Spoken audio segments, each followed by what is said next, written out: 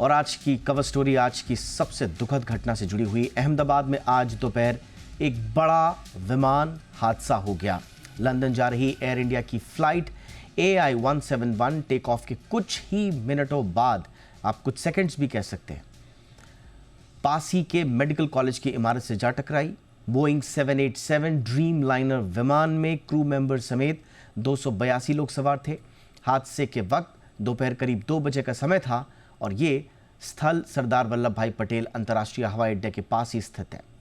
खबर है कि क्रैश हुए विमान में 169 भारतीय, 53 ब्रिटिश, 7 पुर्तगाली और एक कनाडाई नागरिक समेत कुल 230 यात्री सवार थे और बाकी 12 क्रू मेंबर्स थे। हादसे की जगह से मिले ज्यादातर शव इतनी बुरी तरह से झुलस चुके हैं कि उनकी पहचान करने में मुश्किलात आ रही हैं। उनकी पहचान अब DNA टेस्ट के बाद ही मुमकिन हो पाएगी। अब सवाल ये है कि आखिर ये विमान हादसा हुआ कैसे? क्या कोई तकनीकी खराबी की आशंका है? क्या ग्राउंड चेकिंग में कोई कोताही हुई? इसकी वजह क्या ये बनी? या फिर पायलट की कोई चूक हादसे के लिए जिम्मेदार है? बहुत सारे एंगल्स पर इस वक्त पूरे देश में और देश से बाहर भी जो एविएशन एक्सपर्ट्स हैं, अब सबके सब इस पर ये मंथन में जुट गए हैं कि एग्जैक्टली इतना बड़ा हादसा हुआ तो हुआ कैसे। आज हम इस पर विस्तार से चर्चा करेंगे, लेकिन जरा हालात भी ले लेते हैं इस वक्त की क्या ताज़ा खबर आ रही है ग्राउंड से। बताने के लिए इस वक्त मेरे साथ हमारी संवाददाता सपना शर्मा जुड़ चुकी हैं। सपना, लेटेस्ट अपडेट्स बताइए, अहमदाबाद से अभी क्या खबरें मिल रही हैं? जी बिल्कुल, दोपहर के समय पे जो प्लेन है वो क्रैश हुआ था, जिसमें 242 मुसाफिर जो हैं वो सवार थे और अभी केंद्रीय गृह और अमित शाह अहमदाबाद पहुंच चुके हैं। वे स्थल का भी मुआवजा ले रहे हैं और साथ ही साथ जो सिविल हॉस्पिटल है वहां पे भी अब थोड़ी समय में वो पहुंचेंगे और यहाँ के जो लोग हैं जो ट्रीटमेंट ले रहे हैं, साथ ही काफी सारी डेड बॉडीज है जिनको यहाँ पे लाया गया है। ये जो सारी घटनाक्रम है उसकी भी वो जानकारी लेंगे और इसके बाद में वे सर्किट हाउस भी पहुंचेंगे, जहां पे गुजरात के और केंद्र के भी जो अधिकारी हैं वो यहाँ पे आए हुए हैं। उनके साथ वो बैठक भी करेंगे और पूरी जो घटना है वो किस प्रकार बनी उसकी भी वो माहिती या इंफॉर्मेशन लेंगे। बात अगर पूरे घटनाक्रम की ली जाए तो 50 से 60 लोगों की इसमें जान जा चुकी है, लेकिन आधिकारिक तौर पे पूरी जो गिनती है वो अभी तक सामने नहीं आई है कि कितने लोगों की डेथ हुई है, कितने लोग ट्रीटमेंट ले रहे हैं। यहाँ की जो प्रशासन है वो इस दिशा में काम कर रही है कि ज्यादा से ज्यादा जो लोग हैं उनको अस्पताल पहुंचाया जा सके। काफी घंटों तक जो रेस्क्यू जो है वो चल रहा था और अभी भी कई लोग हैं जिनके लापता होने की खबरें आ रही हैं, तो उन्हें ढूंढने के लिए भी जो प्रशासन है वो इस समय पे काम में जुटा हुआ है। जी सपना, former chief minister Vijay Rupani साहब के बारे में क्या कोई इत्तला मिल पा रही है? एग्जैक्टली उनके बारे में क्या कुछ कहा जा रहा है? ऑफिशियली क्या कोई बयान आया है? बिल्कुल, वे अहमदाबाद से लंदन जाने के लिए इसी फ्लाइट में बैठे थे और उनका निधन हो चुका है। उनके जो पत्नी है वो लंदन थे, तो वो भी गुजरात आने के लिए रवाना हो चुके हैं। इस जो पूरा जो घटनाक्रम है उस पे काफी शोक भी जताया जा रहा है, लेकिन उन्हीं के साथ साथ में कई सारे लोग हैं जिनकी डेथ हो चुकी है। साथ ही ये जो विमान है वो नजदीकी जो सिविल हॉस्पिटल है उसमें मेडिकल कॉलेज था और मेडिकल कॉलेज के जो छात्र हैं वह जिस इमारत में जो मेस बनी हुई थी वहां पे लंच के लिए गए थे और उसी वक्त जो प्लेन है उसका कुछ हिस्सा वहां पे टकराया और काफी सारे स्टूडेंट्स भी हैं कि जिनकी आशंका है कि उनकी भी डेथ हो चुकी है। लेकिन कितने स्टूडेंट्स थे कि जिनकी डेथ हुई है इसकी जो आधिकारिक जो जानकारी है वो अभी तक नहीं आ पाई है, लेकिन काफी सारे छात्र और रेसिडेंट्स और डॉक्टर भी बताए जा रहे हैं कि जिनकी भी डेथ जो ये पैसेंजर हैं उनके साथ साथ हो गई है। सपना, एग्जैक्टली जो ऑफिशियल जो हायरार्की बनाई गई है इंफॉर्मेशन फ्लो की, वो क्या बनाई गई है? कहाँ से आप लोगों को जानकारी दी जा रही है? क्या एयर इंडिया की तरफ से दी जा रही है, एयरपोर्ट प्रशासन की तरफ से दी जा रही है, या कोई जॉइंट कोई कमेटी है? एग्जैक्टली फ्लो ऑफ इंफॉर्मेशन, क्योंकि कहीं से कुछ खबरें आ रही हैं, कहीं से कुछ खबरें आ रही हैं, बट जो इन प्लेस हायरार्की है वो क्या है? आधिकारिक तौर पे इस समय गुजरात सरकार की तरफ से कोई भी इंफॉर्मेशन अभी तक नहीं आई है, लेकिन यहाँ की जो सरकारी हॉस्पिटल है उनसे जब अधिकारियों से जब बातचीत होती है तब पता चल रहा है कि किस प्रकार से प्रशासन काम कर रहा है। और इसी के साथ साथ बात अगर इंफॉर्मेशन की भी की जाए तो इंफॉर्मेशन शेयर करने से ज्यादा प्रशासन इस वक्त इस बात पे ज्यादा जोर डाल रहा है कि लोगों को किस तरीके से अस्पताल पहुंचाया जाए, किस तरीके से उनको ट्रीटमेंट दी जाए, किस तरीके से, क्योंकि परिवार के लोग भी हैं जो अपने परिवारजनों को ढूंढ रहे हैं लेकिन नहीं मिल रहा है। तो इस प्रकार से जो डीएनए टेस्ट का सेंटर है वो भी खोला गया है सरकार की तरफ से। और अभी जो आधिकारिक तौर पे जो बयान सरकार की तरफ से आना चाहिए वो अभी तक नहीं आया है। ओके, एक आखिरी सवाल सपना, हादसा कैसे हुआ है? जाहिर सी बात है वहां पर अभी प्रशासन का जो पूरा का पूरा फोकस है वो बचाव अभियान पर भी होगा, जो भी लोग इसमें अभी घायल हैं उनके बचाव पर होगा, बट स्टिल जो हादसा हुआ कैसे, क्या इस पर कोई चर्चा हो रही है कि एग्जैक्टली हुआ क्या? आपके पास कोई इनपुट्स हैं क्या इस बारे में? बिल्कुल, इसके लिए जो जांच कमेटी है उसकी भी जो रचना है वो राज्य सरकार ने की है, लेकिन इसी के साथ सबसे ज्यादा प्रायोरिटी, जैसे मैंने बताया, कि लोगों को जो सुरक्षा है वो दी जाए, कि लोगों को ट्रीटमेंट दी जाए। लेकिन इसी के साथ साथ राज्य सरकार ने, स्टेट गवर्नमेंट ने अधिकारियों की एक टीम भी बनाई है कि जो इस पर काम करेगी, और टेक्निकल टीम की भी मदद ली जाएगी कि ये जो घटना है वो किस प्रकार से बनी, इसकी भी जांच की जाए। लेकिन इससे पहले एक जो टीम है, खास करके जो हेल्थ विभाग की जो टीम है उसके 4 ऑफिसर्स की नियुक्ति की गई है कि लोगों को ट्रीटमेंट पहुंचाई जाए, जो स्थल पे जो घटना है उसकी जांच की जाए, लोग जो स्थल है उस पे जो परिजन है वो उनके रिलेटिव्स की इंफॉर्मेशन लेने आए तो उनको थोड़ी मदद की जाए। तो इस प्रकार की जो एक टीम है वो भी राज्य स्टेट गवर्नमेंट ने बनाई है। Alright, thank you so much सपना। आप नज़र बनाए रखें, हम आपके पास अपडेट्स के लिए आएंगे। फिलहाल बहुत बहुत शुक्रिया। मेरे साथ खास मेहमान जुड़ चुके हैं, सरोज दवानिया साहब जुड़ चुके हैं, जाने माने एविएशन एक्सपर्ट हैं। बहुत बहुत स्वागत है सरोज साहब आपका। मैं आपसे अब एक्सीडेंट की टेक्निकलिटीज़ में तो नहीं जाऊंगा, but since you are aviation expert and lawyer also, aviation law expert, मुझे थोड़ा सा लीगल अकाउंटेबिलिटी एंड लायबिलिटी के बारे में बताइए सर। आप कैसे देख रहे हैं आज के हादसे को, और पूरा का पूरा लीगल फ्रेमवर्क कैसा होना चाहिए? AAIB, DGCA किस तरह से अप्लाई करेंगी to hold parties accountable? Sir, क्या होता है कि ये इंटरनेशनल एविएशन लॉ के द्वारा नियुक्त होता है। मॉन्ट्रियल कन्वेंशन जो है, इंडिया भी उसका पार्टी और साइन किया हुआ है, जिसके through carriage by air act जो अपना इंडिया का है वो भी इनकॉर्पोरेट करता है। तो ऑफकोर्स एयर इंडिया ने जो मुआवजा 1 करोड़ रुपया डिक्लेयर किया है कि हर पैसेंजर को देना चाहिए, वो एक मैंडेटरी मुआवजा है। मॉन्ट्रियल कन्वेंशन के अंदर मैंडेटरी है कि ऑन एयरक्राफ्ट पे डेथ होता है तब कॉम्पनसेशन दिया जाता है। तो वो ऑफकोर्स कंप्लाई एयर इंडिया कर रही है एज फार एज मुनाफा कंसर्न है। ऑफकोर्स एग्जैक्ट अमाउंट अभी उन्होंने इंटरिम में 1 करोड़ रुपया डिक्लेयर किया हुआ है। अपना कैरेज बाय एयर एक्ट के हिसाब से SDR के अमाउंट में दिया होता है कि ऑन डेट इतना SDR मिलता है मुआवजा, उसको कन्वर्जन रेट से अप्रोक्सीमेटली 1 करोड़ कुछ हो रहा होगा आज के डेट में, उस हिसाब से मुआवजा दिया गया है। ये एक बेसिक मुआवजा है जो मैंडेटरी है एयरलाइन को देने के लिए in case of death of passenger. जो एयर इंडिया देखा जा रहा है कि वो कंप्लाई करने के लिए रेडी है, वो दे रहे हैं। अभी मेन कार्रवाई क्या मामले से हुआ, किस प्रकार हुआ, वो तो हमें अब तक, जब तक जांच पता नहीं होती, हमें पता नहीं चलेगा कि क्या मेन मुद्दा था, क्या दिक्कत थी, क्या टेक्निकली दिक्कत थी, इंजन में इश्यू था, पायलट एरर था, क्या था, वो तो हमें अभी बताया नहीं जा रहा है। पर जो भी बेसिक इंफॉर्मेशन आई है उससे ये पता चला है कि जब एयरक्राफ्ट जस्ट टेक ऑफ कर रहा था तभी इमीडिएटली एयरक्राफ्ट क्रैश हो गया है। सबसे इसमें गौर देने की बात है कि एयरक्राफ्ट लंदन तक जा रहा था, काफी दूर सफर करने वाला था, तो काफी सारा फ्यूल था एयरक्राफ्ट में। इसके लिए जब इमीडिएटली टेक ऑफ के बाद लैंड हुआ तभी जब इम्पैक्ट हुआ है बहुत हाई हुआ है, क्योंकि काफी सारा फ्यूल था एयरक्राफ्ट के अंदर। तो ऑफकोर्स ये फ्यूल कम होता है या फिर ये एयरक्राफ्ट वापस आ रहा होता और लैंड हो रहा होता तो शायद से कम ज्यादा एक्सप्लोजन इम्पैक्ट होता। पर क्योंकि इसमें काफी सारा इंजन फ्यूल था, क्योंकि वो जस्ट निकल रहा था सफर के लिए, तो उसके कारण भी वो एग्रीवेट हुआ है सिचुएशन, उससे ज्यादा हादसा एक्सपांड हुआ है। ऑफकोर्स काफी लोग एयरक्राफ्ट में जो थे वो तो कोई भी जिंदा नहीं है जिस तरीके से खबरें आ रही है। पर ऑफकोर्स उसके अलावा वो मेडिकल छात्रा जहाँ क्रैश हुआ एयरक्राफ्ट, उनके बारे में भी ऑफकोर्स अब तक पूरा तरीके से आया नहीं कि कितने छात्र इंजर हुए, कितनों की मौत हो चुकी है। और ऑफकोर्स काफी दुखदायक घटना है ये। अभी एयरक्राफ्ट इन्वेस्टिगेशन टीम जो अपना DGCA के नियुक्त करेंगे वो इस इन्वेस्टिगेशन किया जाएगा।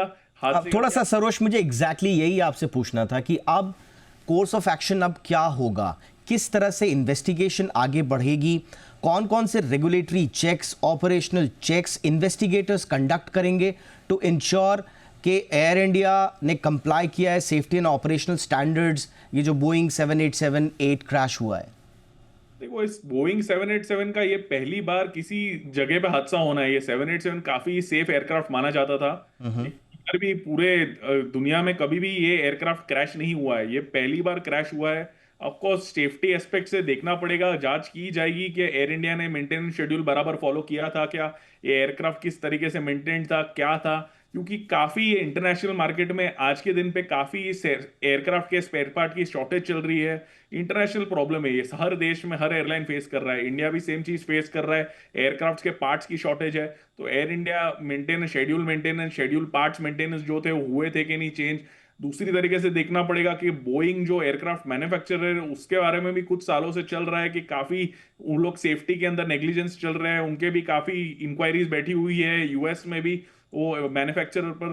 तो वो देखना होगा कि कोई सेफ्टी लैप्सेस मैन्युफैक्चरिंग में कोई डिफेक्ट है या फिर मेंटेनेंस में डिफेक्ट है, क्या है, ये तो जांच पड़ताल के बाद ही होगा। जैसे डीजीसीए एक कमेटी जो होता है, क्योंकि बहुत सारे विसल ब्लोवर्स ने बोइंग पर पहले भी आरोप लगाए हैं कि ये स्पीड और प्रॉफिट्स, स्पीड और प्रॉफिट्स को प्रायोरिटी देते हैं ओवर सेफ्टी।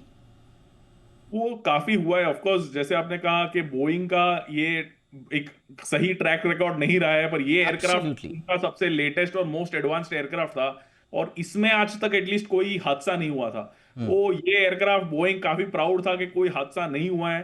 तो ये पहली बार हादसा हुआ है, तो ऑफकोर्स एयरलाइन वो एयरक्राफ्ट मैन्युफैक्चर भी अपनी यूएस से भी शायद से टीम भेजेगी इनको अपने डीजीसीए के इन्वेस्टिगेटर को सहयोग करने के लिए, सहायता देने के लिए।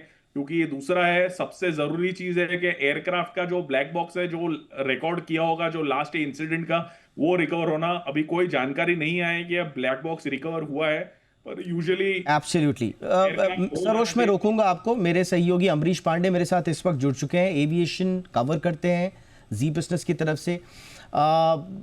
कुछ इंसाइट्स दीजिए अमरीश, क्या एग्जैक्टली इस वक्त मैं इन्वेस्टिगेशन पॉइंट ऑफ व्यू से, हम जानते हैं बड़ा हादसा है, इस वक्त ज़्यादा प्रायोरिटी ये होगी कि कैसे अगर कुछ लोग बचे हैं तो उनकी सुरक्षा सुनिश्चित की जाए, बट स्टिल क्या कुछ चल रहा है इन्वेस्टिगेशन पॉइंट ऑफ व्यू से, कुछ अपडेट्स दीजिए।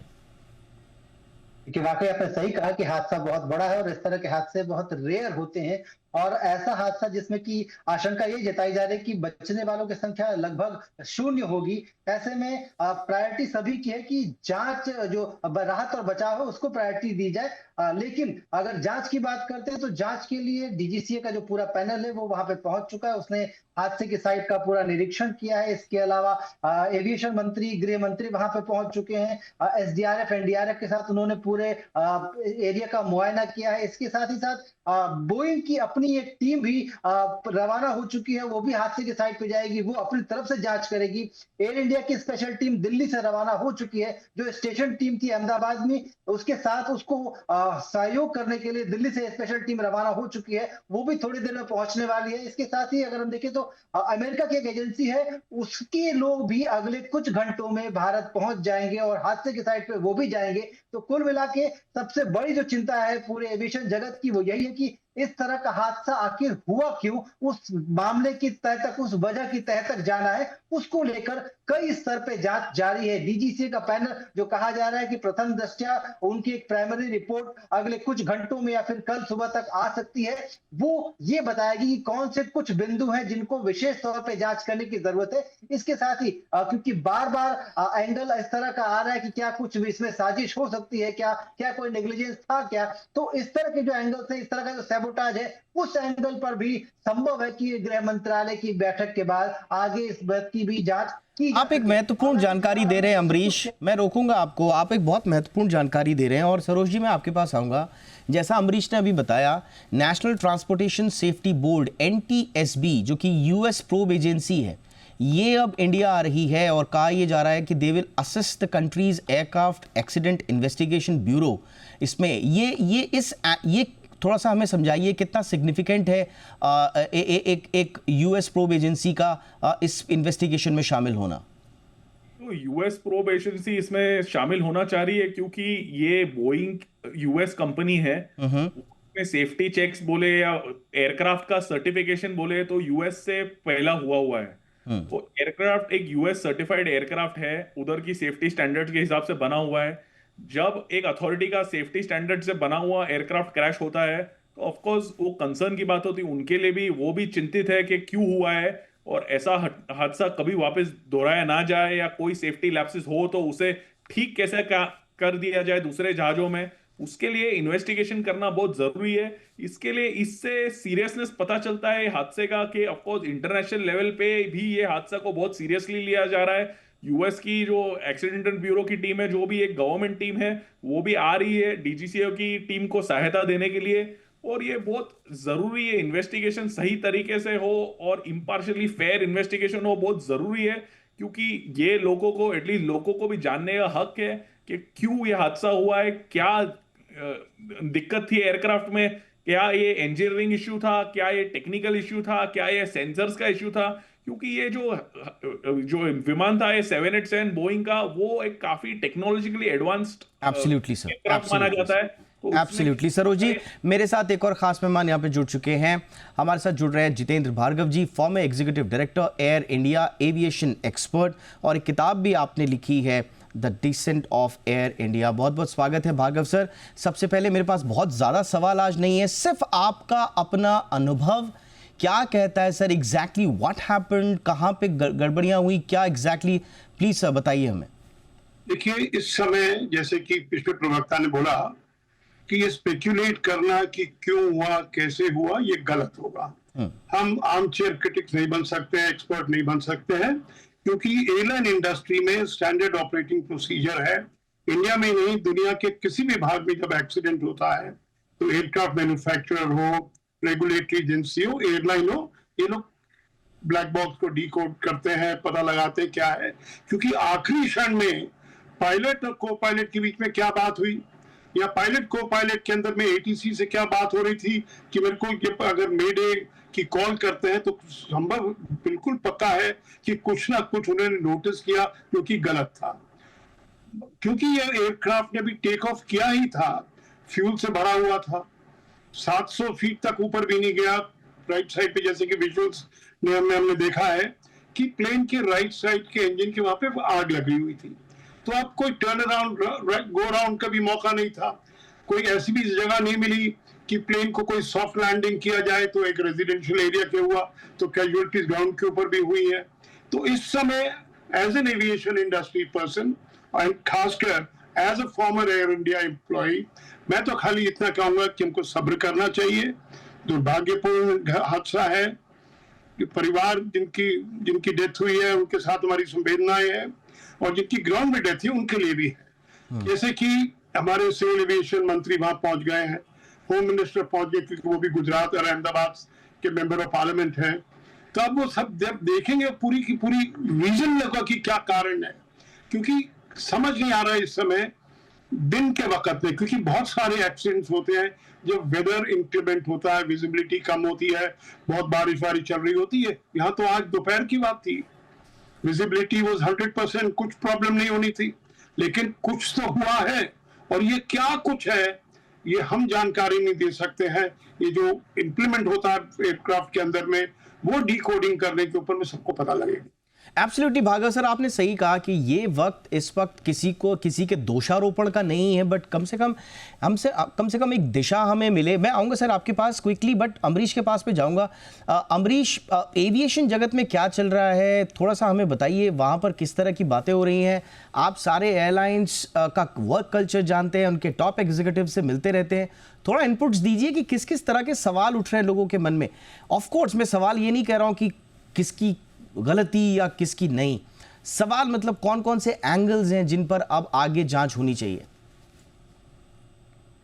सभी बात कर रहे हैं सारे एक्सपर्ट और एविएशन जगत में भी यही चर्चा हो रही है कि अगर सबसे सुरक्षित जहाज है और उसकी इस तरह से लैंडिंग हो रही है, इस तरह से क्रैश हो रहा है वो, तो आखिर क्या वजह हो सकती है, क्योंकि सेफ्टी के सारे प्रोटोकॉल्स फॉलो किए गए थे। अगर मौसम के सर्कमस्टेंसेस देखेंगे तो मौसम बिल्कुल क्लियर था, हवा, आंधी, पानी, तूफान जैसा कुछ भी नहीं था, विजिबिलिटी 4 किलोमीटर से कहीं ज्यादा थी, और सभी सेफ्टी प्रोटोकॉल के बाद हवाई जहाज सेफली टेक ऑफ कर चुका था। तो टेक ऑफ कर चुकने के बाद बहुत कोई संभावना नहीं होती कि कोई ग्लिच है, और अगर कुछ आता है तो इतना समय जरूर होता है किसी भी टेक्निकल एक्सपर्ट या फिर क्रू मेंबर के पास कि वो एक सूचना एटीसी को, अपने संबंधित जो अधिकारी या फिर जो प्रोटोकॉल है उसको दे पाए, और एक जो एसओपी है उसको फॉलो करके कोशिश करी जा सके कि लैंडिंग कराई जा सके। यहाँ लैंडिंग कराने या फिर संपर्क साधने या फिर कम्युनिकेशन को पूरा करने से कोई चीज नहीं हुई है। जहाज ने 700 फीट की ऊंचाई अटेन की और उसके बाद अचानक वो डिप हुआ है और एक बिल्डिंग पर जाकर टकरा गया है। तो ऐसे में सवाल यही उठता है कि अचानक उस लास्ट मोमेंट पे क्या हुआ, इसकी बात जांच बहुत जरूरी है, क्योंकि जो जहाज जिस जगह एक्सीडेंट हुआ है वो अभी तक का सेफेस्ट जहाज है, फ्यूल एफिशिएंट जहाज है, और बहुत लॉन्ग हॉल फ्लाइट्स में इसका इस्तेमाल किया जाता है। तो सभी, यहां तक कि हमने अभी टाटा की स्टेटमेंट देखी, वहां भी यही बात आई थी, विल्सन कैम्पबेल भी यही बात कह रहे थे कि सबसे सेफेस्ट जहाज था, उसमें क्या वजह है इसकी हम डिटेल जांच करेंगे, अगर कोई सैबोटाज या फिर कुछ और है तो उसको बख्शा नहीं जाएगा। एब्सोल्युटली। मैं आऊंगा अमरीश आपके पास, मैं आऊंगा अमरीश। भार्गव सर, मैं आपके पास आना चाहूंगा। एक जो सोशल मीडिया पर एक बात जो लगातार वायरल हो रही है, उसकी पुष्टि हालांकि नहीं हुई है, और हम क्लियर कर दें इसकी पुष्टि नहीं हुई है, but still from the discussion point of view कुछ पैसेंजर्स के वीडियोस आए हैं जो बता रहे हैं कि they flag technical issues during the earlier flight. AC काम नहीं कर रहा है, बहुत सारा सिस्टम नॉन फंक्शनल है, बहुत सारे पैसेंजर्स जो हैं वो डिस्ट्रेस में दिखाई दे रहे थे। क्या कोई ऐसा टेक्निकल फेलियर पहले से चल रहा था? क्या आप थोड़ा सा इस एंगल में कुछ सोच पा रहे हैं सर? नहीं, देखिए, डीजीसीए और एयर इंडिया दोनों इस बात को परखेंगी कि क्या इसका ट्रैक रिकॉर्ड क्या था, इस एयरक्राफ्ट का। अगर बहुत बारी फ्रीक्वेंटली इस प्लेन को ग्राउंड किया जाता था किसी न किसी टेक्निकल इशू से, तो उसको क्यों फ्लाई किया गया? क्योंकि एक बात जो हमको ध्यान में रखनी पड़ती है वो ये है कि कोई एयरलाइन नहीं चाहेगी कि वो एक एक्सीडेंट में इन्वॉल्व हो, क्योंकि ये सबसे बड़ा धब्बा होता है कि एयरलाइन के रिकॉर्ड के ऊपर में। तो अगर एयरलाइन में किसी ने इस चीज को नजरअंदाज किया है कि इस प्लेन में कुछ टेक्निकल प्रॉब्लम थी दैट हैव बीन ओवरसीन, तो जरूरी बात है कि जो लाइसेंस इंजीनियर्स होते हैं, पायलट होंगे, कि भाई आपने क्यों किया। अगर आपको दिल्ली से जब अहमदाबाद गए और यहाँ प्रीवियस 3 फ्लाइट्स इस प्लेन से उड़ाई गई, उसमें कुछ प्रॉब्लम आई थी, क्योंकि अगर कोई प्रॉब्लम आती है तो पायलट उसको नोट डाउन करके लिखवाता है कि ये वो, जैसे कि it can be attended to. तो इसीलिए ये काफी एक, मैं कहूँगा, काफी बड़ी इंक्वायरी होती है to go through the entire track record, to have to nail it कि ये क्यों एक्सीडेंट हुआ। आज हम नहीं बोल सकते कि क्या कारण है, क्योंकि अगर हम कहें ये पॉसिबली ह्यूमन एरर है, भाई पायलट तो अपनी जिंदगी नहीं देंगे ना। अगर वो कंप्रोमाइज करके फ्लाइट को टेक ऑफ करते, अगर उनको पता था कि इंजन में अगर कुछ प्रॉब्लम है, आग लगने वाली है, तो वो तो टेक ऑफ नहीं करते। तो ये जो सिंपल थ्योरी है कि why will a pilot sacrifice his life if he knew there was some defect in the aircraft. Absolutely. So when the investigation starts, yes sir, अब आप ये सब देखेंगे कि ये पर्टिकुलर एयरक्राफ्ट का क्या ट्रैक रिकॉर्ड था, कितनी बारी ग्राउंड हुआ, कितनी बारी क्या क्या चीजें हुई। ऐसे ही पायलट का होता है कि पायलट ने 8002 घंटे का फ्लाइंग का एक्सपीरियंस है, लेकिन उसमें कितने कितने कुछ ऐसे इंसिडेंट्स से कि अगर कहते तो कि भाई जिसके अंदर में कहो कि पायलट कैन बी फॉल्टेड। तो जैसे मैंने आपको बताया, ये जो इंक्वायरी होती है बड़ी एग्जॉस्टिव होती है, बड़ी डिटेल्ड होती है, बिकॉज एयरलाइन इंडस्ट्री, एयरलाइन मतलब एयर इंडिया चाहेगी कि मुझे फैक्ट्स पूरे पता लगे। Boeing as a manufacturer will want to know कि मेरे को पता लगे क्या चीज होती है, क्योंकि अल्टीमेटली चाहे वो आयटा हो, चाहे वो एकाओ हो, चाहे कोई FAA हो अमेरिका के अंदर में, सबको ये जानकारी चाहिए एक्सीडेंट हुआ तो क्यों हुआ।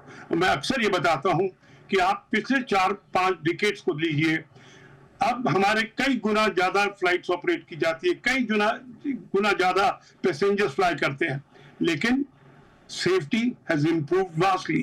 क्यों? क्योंकि एयरक्राफ्ट मैन्युफैक्चरर्स, एयरलाइंस एक्सेट्रा सब ने अपने सिस्टम को इंप्रूव किया है, और इसका नतीजा ये है कि आज जो सेफ्टी रिकॉर्ड है वो बहुत ही बेहतरीन है as compare to 5 decades ago, 4 decades ago, 3 decade, 2 साल, हर पिछले साल देखो, हर साल में इम्प्रूवमेंट आ रहा है। एब्सोल्युटली, हर साल में इंप्रूवमेंट आ रहा है। इन फैक्ट ये कोई सोच नहीं सकता था कि इस तरह के एडवांसमेंट के एरा में हम इस तरह की किसी खबर से दो चार होंगे। बहुत दुखद है, बट स्टिल हमको तह तक जाकर इन्वेस्टिगेशन तो करना ही पड़ेगा। मैं सरोज साहब आपके पास आना चाहूँगा। सर, थोड़ा सा हमें बताइए कि ये जो वीडियो तैर रहा है बार बार सुबह 10:07 बजे जो दिल्ली से अहमदाबाद आता है और 11:40 पर वहाँ पर वो रहता है, लैंड करता है अहमदाबाद में। A1423 ये उसका नाम था उस वक्त। इसको फिर रीडेजिग्नेट किया जाता है, सेम बोइंग 787 को रीडेजिग्नेट किया जाता है AI-171 के नाम से। और इसके पैसेंजर, जो सुबह वाले पैसेंजर्स हैं, वो वीडियो डाल के कहते हैं कि देखिए साहब, कुछ भी इसमें फंक्शन काम नहीं कर रहा है, क्रू से जो बातचीत करने का जो तंत्र होता है पूरा सिस्टम फेल है।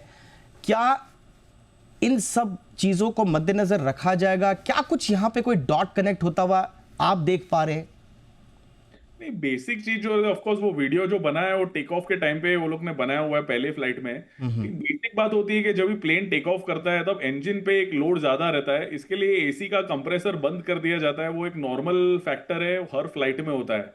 तो टेक ऑफ के दौरान आप ऑफ कोर्स देखोगे, कोई भी एयरलाइन का फ्लाइट हो, हमेशा एसी के कंप्रेसर्स कट ऑफ कर दिए जाते हैं, क्योंकि इंजन को हायर थ्रस्ट, हायर पावर चाहिए रहता है एयरक्राफ्ट को टेक ऑफ करने के लिए। तो एक नॉर्मल प्रोटोकॉल है। ऑफ कोर्स अगर वेदर का टेम्परेचर हायर हो, एयरक्राफ्ट पहले फ्लाइट से आया है, कूल नहीं हो, तो थोड़ा गर्मी होता है। पर इवेंचुअली जब एयरक्राफ्ट हवा में चला जाता है एक 10-15 मिनट बाद, तो कूलिंग शुरू हो जाता है।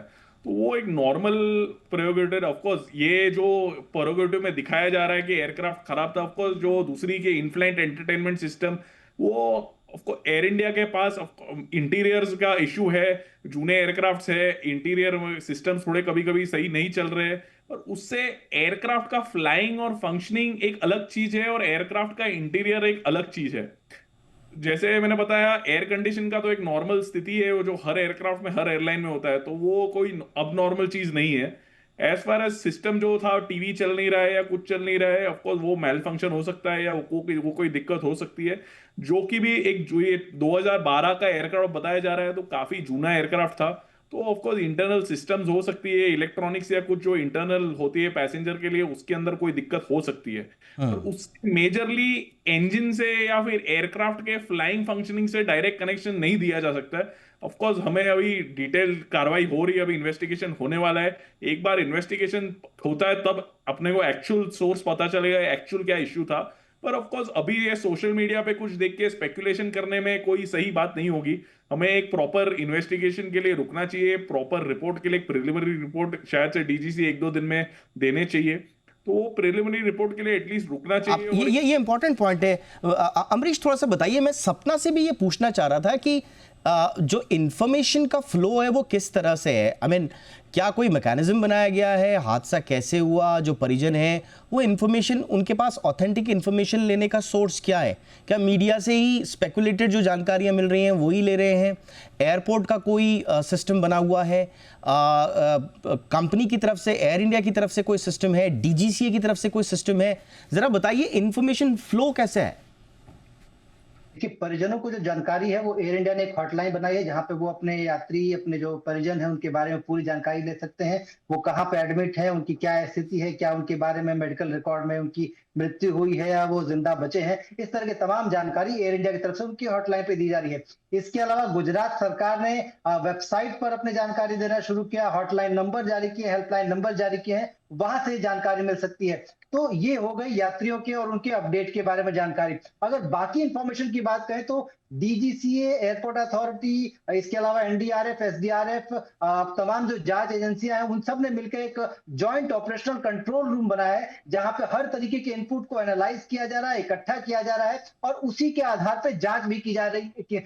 जांच भी आगे बढ़ेगी, इस बात की तस्दीक की जा रही है। जो एजेंसियां हैं उनसे कैसे इंफॉर्मेशन जा रही है, वो कैसे फिल्टर होके आ रही है या फिर कैसे ऑथेंटिकेट होके आ रही है, इसके लिए बाकायदा एक सिस्टम है, हॉटलाइन बनाई गई है। वही इंफॉर्मेशन पब्लिक रिकॉर्ड्स में डाली जा रही है, वही इंफॉर्मेशन जो डीजीसीए के रिकॉर्ड्स है उन पे भेजी जा रही है। तो सब कुछ, सबकी कोशिश यही है कि जो इंफॉर्मेशन पब्लिक में आए वो ऑथेंटिक हो और क्रॉस चेक करके जाए। और यही वजह है कि लगातार एविएशन मंत्रालय, डीजीसीए भी अपील कर रहे हैं कि किसी भी तरीके की अफवाह पर, किसी भी तरीके की ऐसी इंफॉर्मेशन को शेयर न करें जो कि ऑथेंटिक नहीं हो या फिर आपको किसी अन्य सोर्स से मिली हो। यही वजह है कि लगातार हम लोग भी यही कोशिश कर रहे हैं कि जो जानकारी हम दें वो आधिकारिक दें, आधिकारिक सूत्रों से दें। और आधिकारिक सूत्रों से जो जानकारी है वो यही है कि जांच एक दिशा में आगे बढ़ रही है, ज्वाइंट कंट्रोल रूम बनाया जा चुका है और उस कंट्रोल रूम में जो इकट्ठा इंफॉर्मेशन है उसको एनालाइज करके फिर आगे चीजें बढ़ेंगी। और डीजीसी की प्रिलिमिनरी जो इंफॉर्मेशन या फिर कहें तो रिपोर्ट है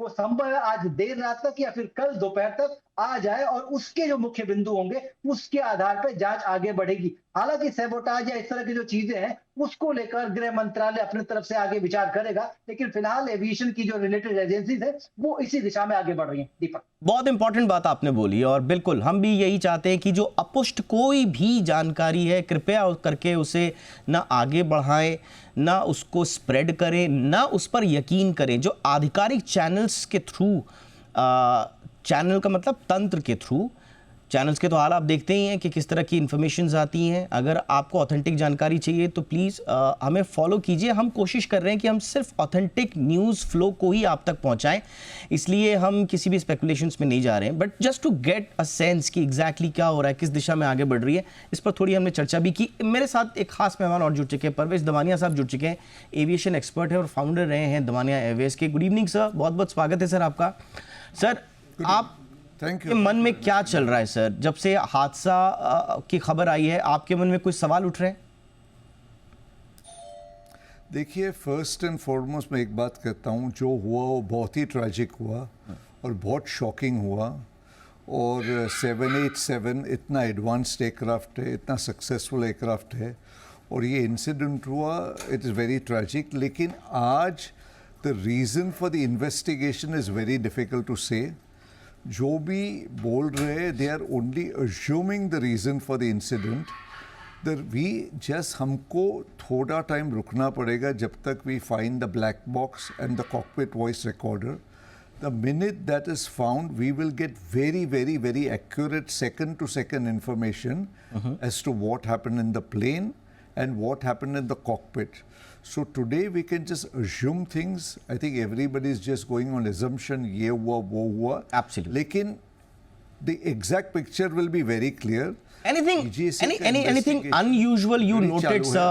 जो आपके मन में जो सवाल होंगे, something unusual about Air India 787 crash, जो आपके मन में होगा कि यार ये कैसे हो सकता है। बहुत सारे लोग निकाल रहे हैं लो एटीट्यूड, रैपिड डिसेंट, कुछ लोग बर्ड का भी वो दे रहे हैं थ्योरी, कुछ आपके कुछ नहीं, like again there are a lot of stories. Some are saying engine failure, the plane did not lift off, pilot's error could have occurred. लेकिन ये प्लेन पहले तो दिल्ली से निकला और अहमदाबाद में लैंड हुआ and from Ahmedabad it was going to Gatwick. देखिए, हर एक प्लेन टेक ऑफ पहले टोटल चेक होता है, engineering certifies, then the pilots clear the aircraft. और अभी air India is in hands of the Tatas कभी कोई इंजीनियरिंग में या मेंटेनेंस में कोई भी रिस्क लेगा नहीं या कॉस्ट कटिंग होगा नहीं। इसीलिए मुझे बहुत शॉकिंग लग रहा है कि इंसिडेंट हुआ। देखिए, 787 is manufactured by Boeing. Boeing is a hugely successful and a very responsible company, one of the largest companies in the world. So they will also have supplied these planes. They are flying all over the world very successfully. ये plane खाली 12-13 साल पुराना था जी। In aviation terms 12-13 साल is not old at all. Right sir. Senior pilot था जो commander थे, उनका 8,500 आवर्स का एक्सपीरियंस था, को पायलट का 1200-1300 घंटे का एक्सपीरियंस था। इसलिए all external parameters are looking very normal. Fine, sir. What must have happened. Fine, sir. Just for the sake of information of our viewers, take us through the cockpit, sir. Exactly जब pilots वहाँ पे बैठे होंगे, आपने पूरा एक aviation company चलाई है सर, exactly क्या होता है? Take off? No, pilots before they check every instrument. हाँ. Everything is checked. They do a walk around of the aircraft. Okay. The engineer certifies the aircraft. The engineer takes the signature of the pilot. The weight and balance sheet is signed. So there are double precautions taking place.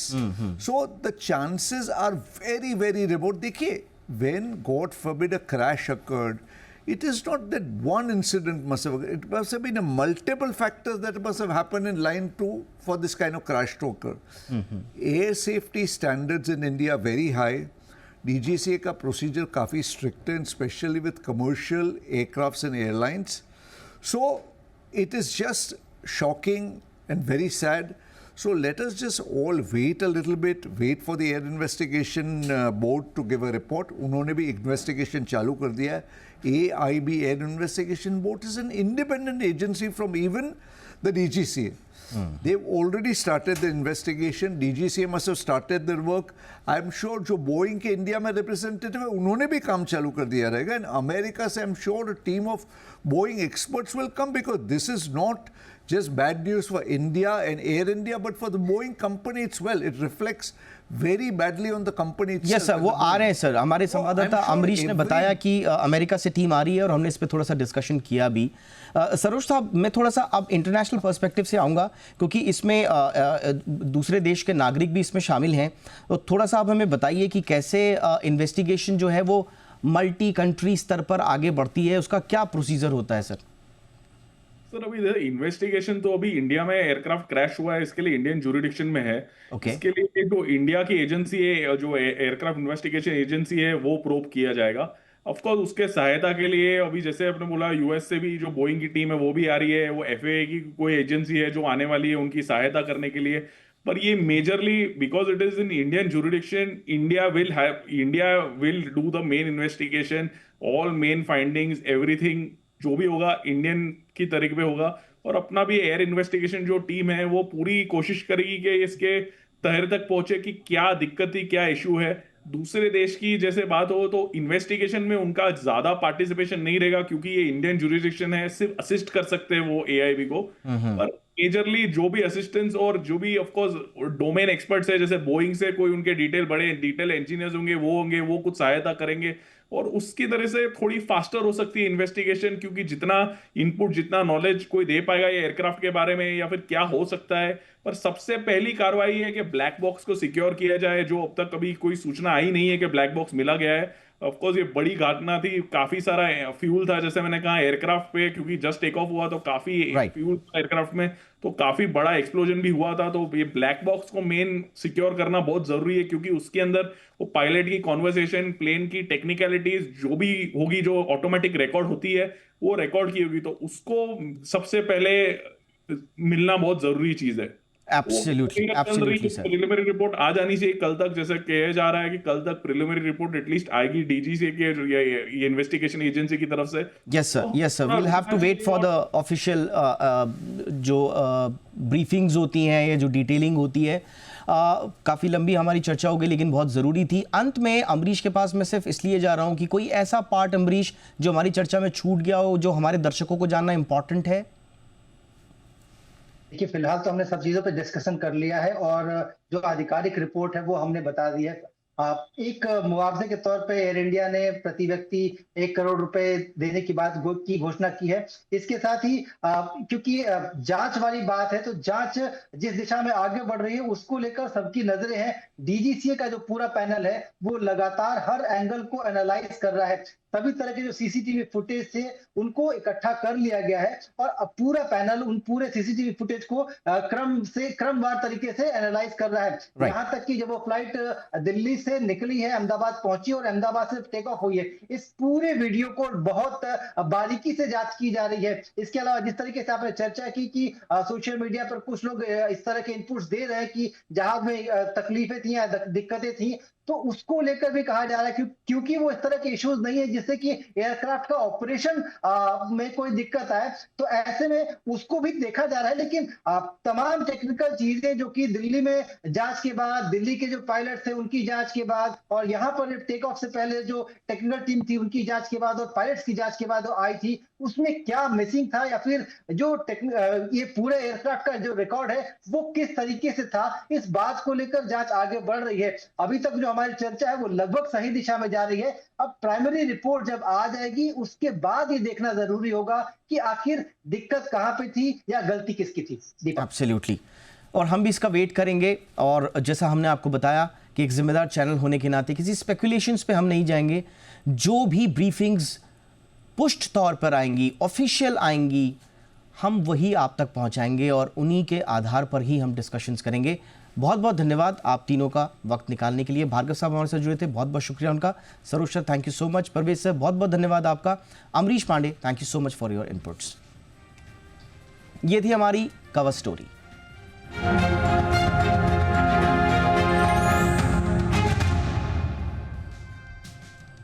एक छोटा सा break ले लेते हैं।